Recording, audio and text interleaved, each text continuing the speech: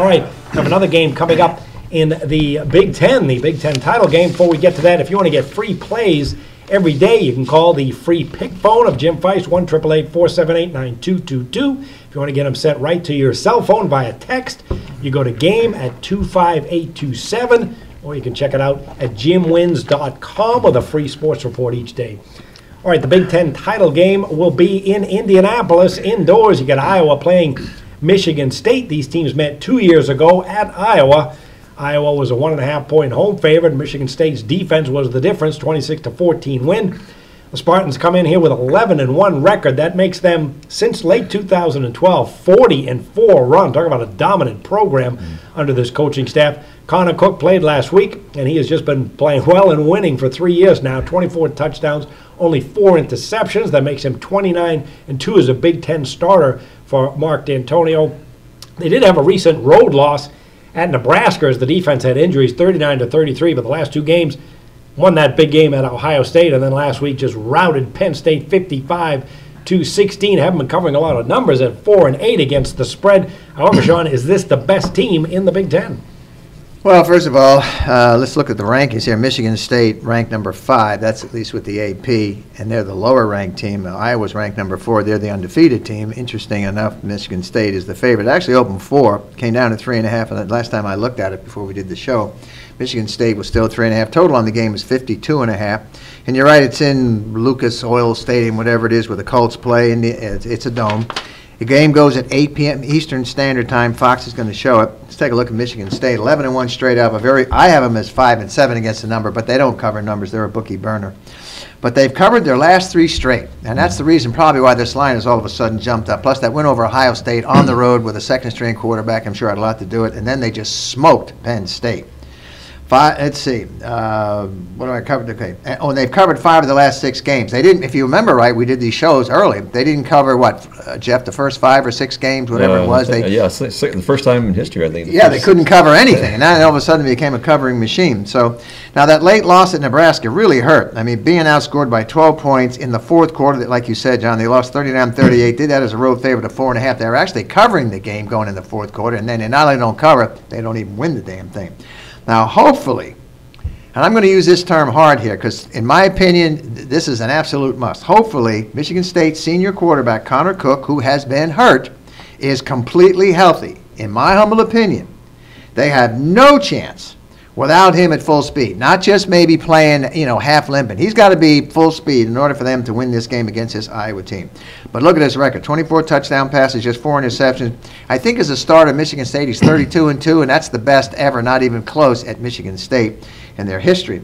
Michigan State, believe it or not, is more of a passing team, and they're indoors, so that will help this team. Running back Scott, just 618 rushing yards on the season. Then they got a running back named Holmes. He's got 521 yards on the season, and then London, 429. They do it more by committee, but not great rushing numbers. Quarterback Cook, not mobile. This kid, he's a great passer and he's a great leader, but he's only run the ball 40 times for 72 yards. So, you're not going to pick up a lot of first downs with him. These teams did not play last year. Michigan State, as I said, coming off a 55-16 romp over Penn State. That was as a home favorite at 10. Let's take a look at Iowa. 12-0 straight up. Pretty decent 7-5 against the house. Average margin of victory, 15 points a game. Junior quarterback Beathard, 14 touchdown passes, 3 interceptions. Those are pretty decent numbers, 2,354 yards. And he can run for first downs. In fact, he's the leader in the country. He's run for 19 first downs in 19 first downs in third down situations. So he can move the football. They also run by committee. Running back, how do you spell him? This is Canzeri. Is that his name? Yep. 964 yards. How about Daniels? 592 yards. This is all in the season. And Wadley, is that it? He's got 449 yards. So they can run the football too. Iowa plays good defense. Allow 19 points a game. Iowa coming off a 28-20 win as a road favorite to 1 versus Nebraska. Kind of close for a while, but they're clearly the better team. Game plan is simple. Iowa defense just needs to get after Cook. We talked about the Oklahoma State game last week. What was the one thing Oklahoma State does? This is how they live and die by the pass. All Oklahoma has to, and they did it. The line kept going up. It was a blowout. Just stop that passing game. Only one guy. That's all you have to stop. And that's really the situation here. Force him to move. He doesn't run very well. Iowa coach is how do you pronounce his name? Ferenc. He's been in Iowa for 17 years, long time. If he's ever going to get a national title, this is his chance to do it. He's got a great defensive team. He's got a good quarterback. He's got good running back, good defense. I think this is another North Carolina thing where I think the value, it's not a lot of points, it's 3.5. You're pretty much looking at Iowa to win the game. But if I got to take a shot at this, I'm going to take Iowa in the points in this game. All right, back in the dog. Well, 80% of the early bets have been on Michigan State for this one. This is a terrific Iowa team, 12-0 unbeaten, one of only 2 major unbeaten teams in the country, along with Clemson. They are a ball control offense, as Sean mentioned. Quarterback C.J. Beathard, you know that his grandfather is Bobby Beathard, the GM. You guys know that? What about Pete Beathard? Is there any relation to that? Who? Pete Beathard? The quarterback back in the 70s? No? Houston Oilers, I think, had him? No. If That's Bobby Beathard's son? The grandson. Oh, grandson? That's what this is, yeah. Oh. Yeah, and he's very cerebral, like the family. What's that word again? Well, this is this cerebral, is he's a this is a thinker out there. sports show. He plays quarterback. Cerebral? Well, what's that mean? What's that mean? Oh, come on. I have to go look that Thinks word he's up. a quarterback. How do you spell that? Z-E-B? No. Well, you guys mentioned the ball control. That's right. Jordan Canzeri he's really the stud of this offense ground game, but he got injured mid-season. They had to go with some of the other guys. And as you mentioned, it was a very good running back by committee. So they're very deep in the backfield, terrific offensive line, but it's the defense that's really the mainstay for Kirk Ferentz. Look what they've allowed the last 8 games. 16, 6, 20, 10, 15, 27, 20, and 20 points. So you had one 27-point game. The rest 20 are under. This is one of the best secondaries in the country with cornerback Desmond King and safety Jordan Lomax, who he was supposed to be good, and they've been great all season long. They come off the win at Nebraska, 28-20, despite going 0 of 9 on third down. They still will win the game comfortably. So, Jeff, does Iowa have a shot here making the Final Four? Well, they have a shot, but I disagree. I thought Michigan State would be a bigger favorite in this game. When you look at the schedule here, Iowa did not have to play Michigan, did not have to play Ohio State, and until now didn't have to play Michigan State. If they had to play those 3 teams, they probably wouldn't be undefeated. Although they've had a tremendous season, you have to give them credit. Kirk Ferentz has done a great job, and you have to commend them. But when you look at these 2 schedules, there's a big difference here.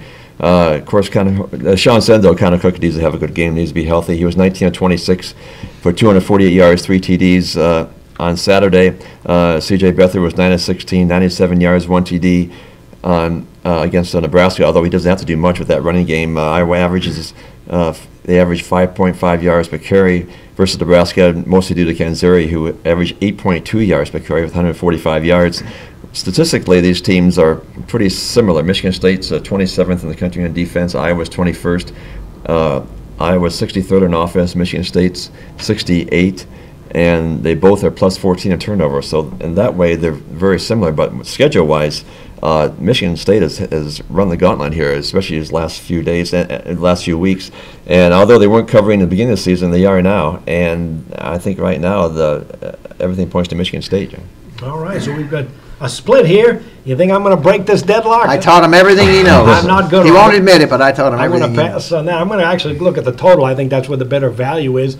Game is indoors. Normally, I like to look at indoor games over the total. However, this one's over 50 here, 52.5. Yeah. These are some great defense. You saw Michigan State against Ohio State. What a phenomenal defensive game that was. And they've been great defensively for a long time.